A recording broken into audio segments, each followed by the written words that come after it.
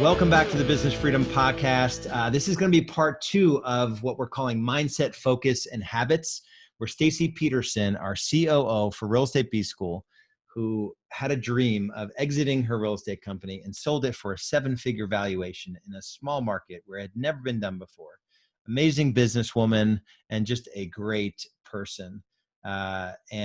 Stay tuned for part 2. You're going to enjoy it. The only thing I ask, and I've asked it a few times now, is to share the Business Freedom Podcast if it's helpful for you and leave us a 5-star review. All right, stay tuned for part 2.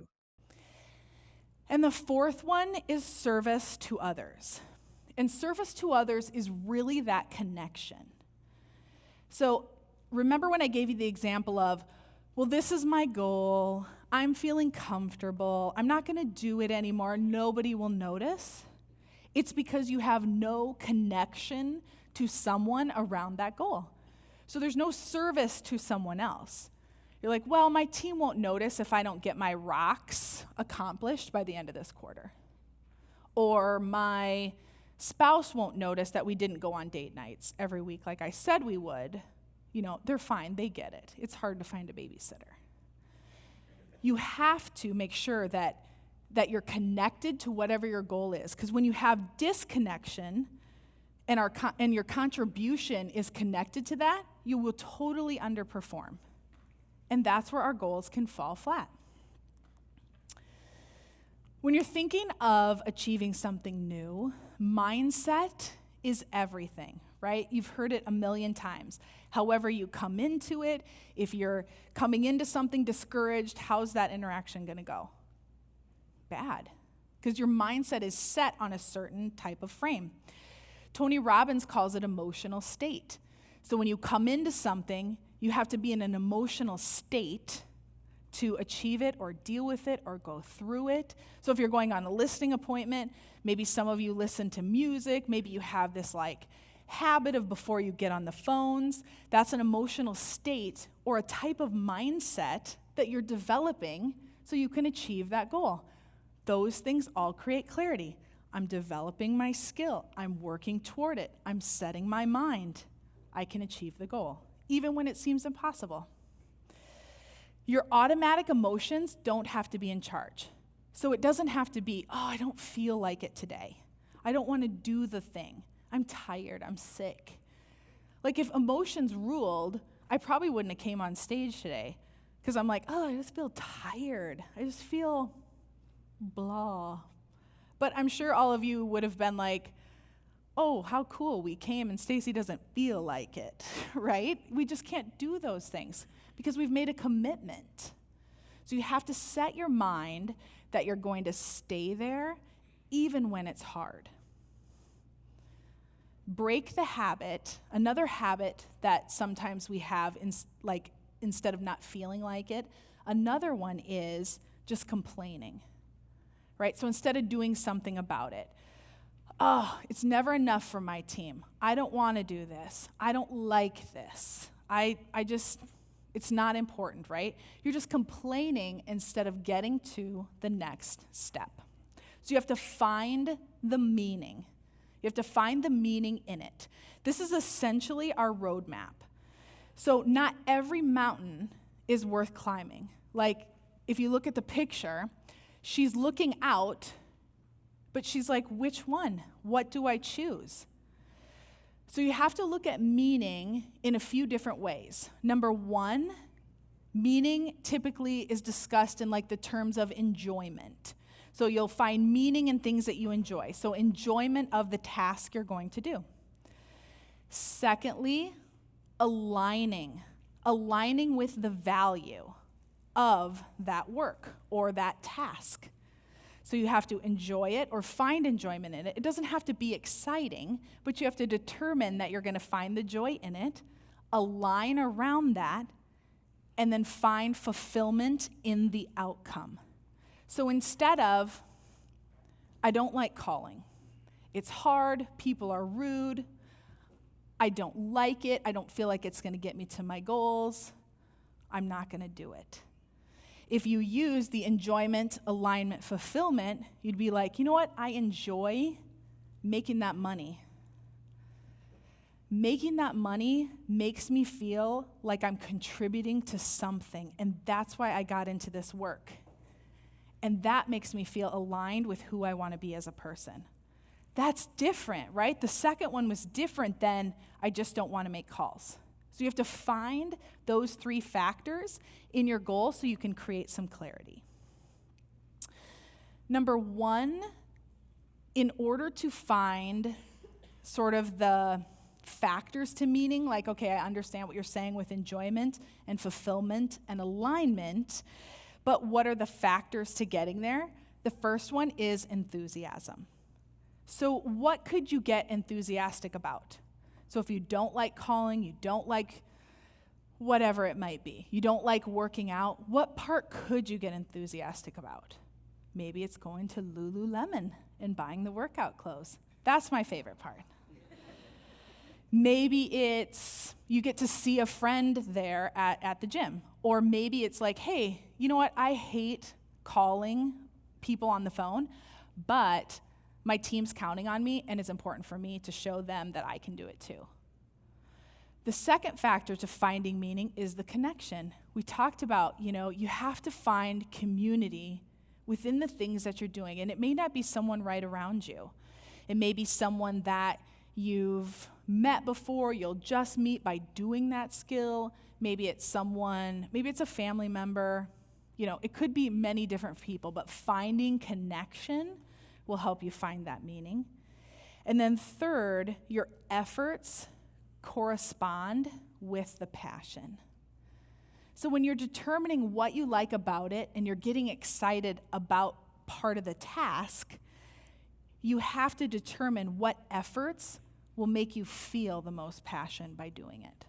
And so when we think of our goals that way, instead of how am I going to sell more homes, make more money so my family feels better, you're finding connection and enthusiasm and meaning. Okay, we're going to do some work around clarity. And this is going to take some thinking.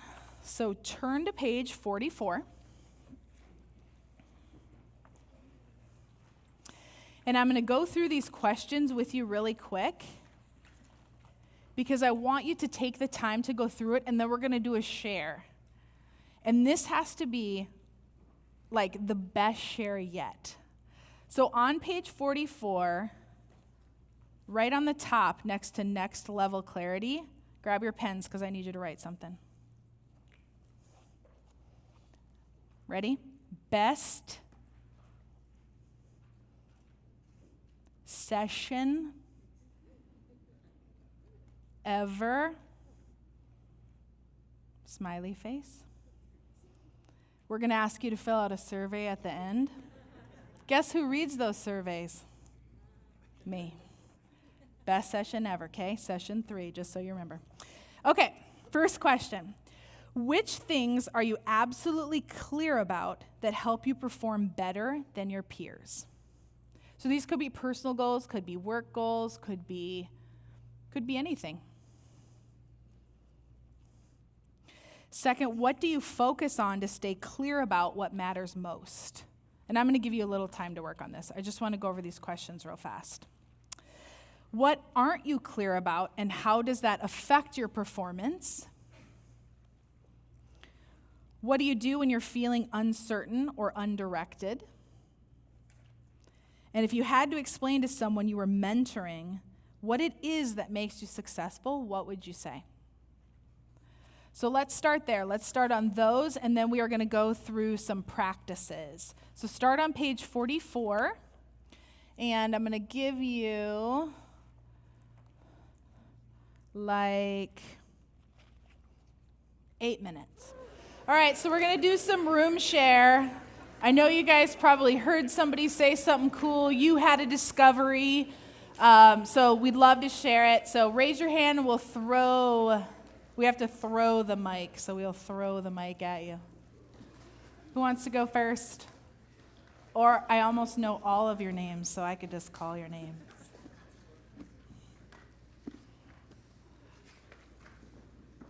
Who wants to go?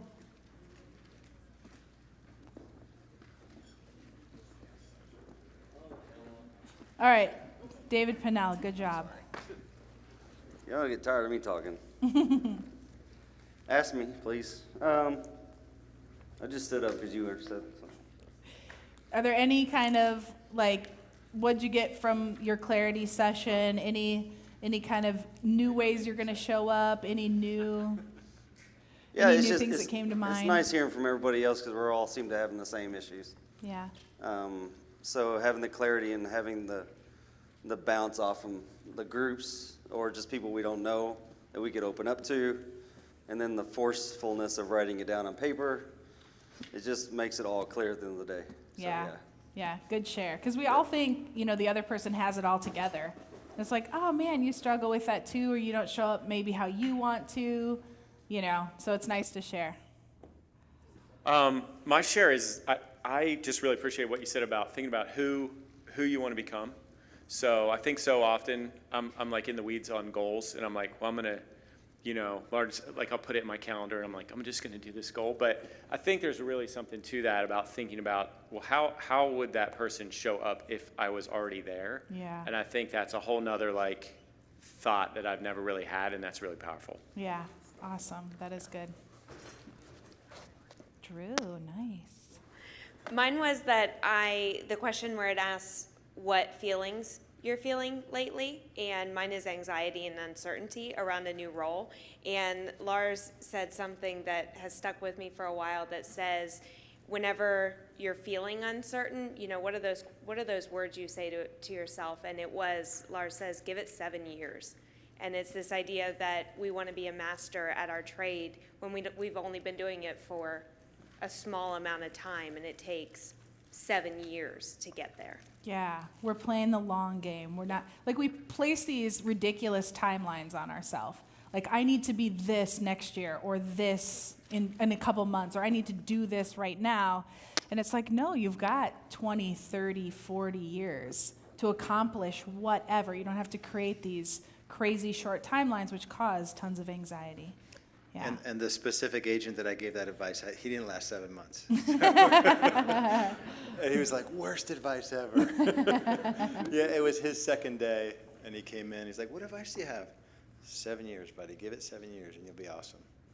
Yeah, 6 months, I think.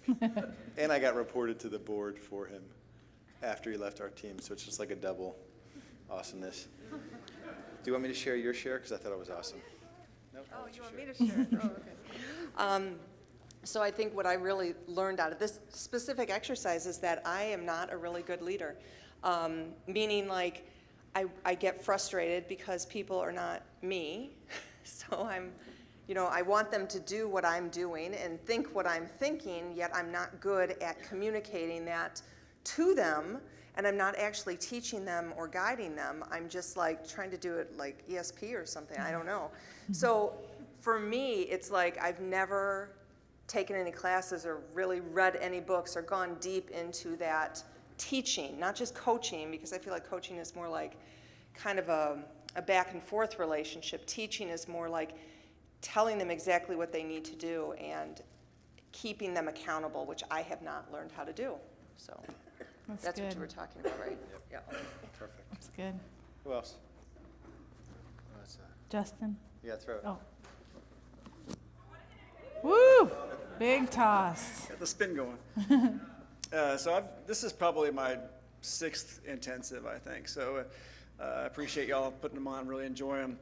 But the reason why I keep coming back is because there's always a few nuggets that you're going to get, and there's always so much to implement. And I keep coming back because I haven't implemented everything. But one of the nuggets that you shared, I think, was really important, which was physically when you're going from one door to the next. I thought that was just really brilliant because it's in the past, one of the first intensives I went to, we talked about clarity breaks, and I think that's an awesome tool. Been doing it ever since.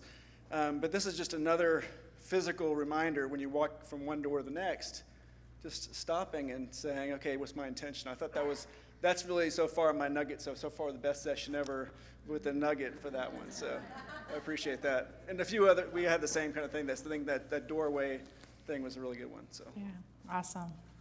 His is the best share. Justin. Well, I'm not going to go then.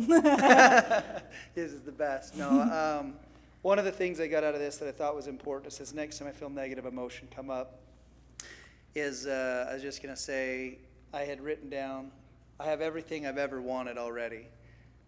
And I think that's one of the things. We got to a point where we just wanted enough business to be busy enough to hire an assistant, right?